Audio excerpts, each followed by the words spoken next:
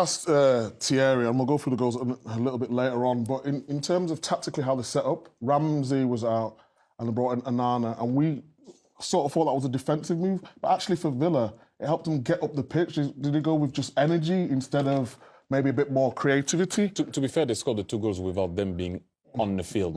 What I thought the Emery didn't do so well in the first half, he thought about stopping them more than he thought about attacking them.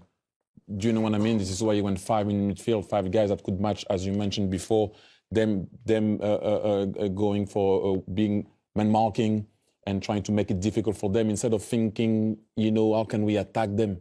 You know what I mean? He was thinking about stopping them. And at one point, when you're 2-1 down, there's nothing about stopping them anymore. It's you ongoing. But you were already behind from the first leg.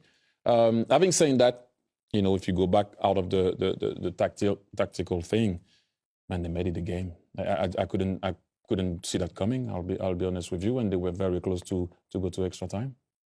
You always talk about patience as well. Sorry, Kate, I feel like I'm doing a job here. I feel the same way. But you always talk about patience, Jamie, as well. How do you think Aston Villa did that with the patience, with like the tactical setup from the start compared to then the second half?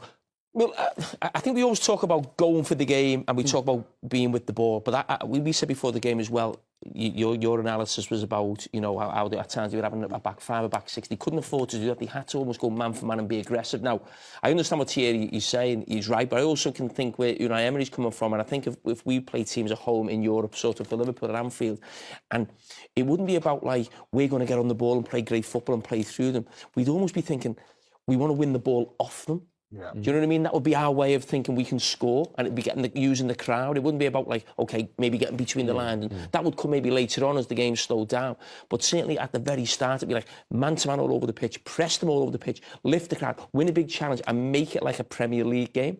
And I think, to be fair to Villa, they did make it like a Premier League game. They started the way we thought they should in terms of being aggressive about the ball. But if you leave yourself 1v1, what happened in the first half can happen, I just because, by the way, what they wanted to do is Paris Saint-Germain went through their pressing anyway.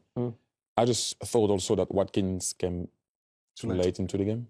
Do you think where he could have said... the only thing I look at is when he brought Watkins on, do you leave Rashford on rather than still going with the extra midfield player? You should, and Rashford was on fire. He was playing well. Yeah. It was nice to see that also from